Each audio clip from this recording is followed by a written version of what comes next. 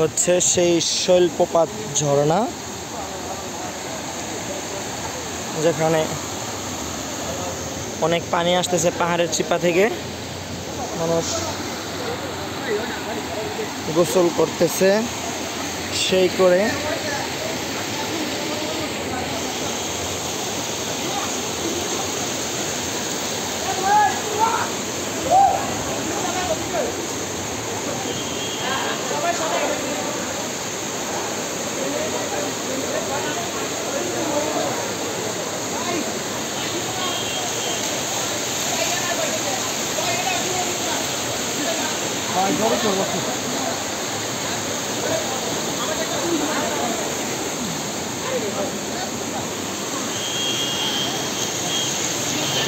সেই করে গোসল করতেছে সবাই।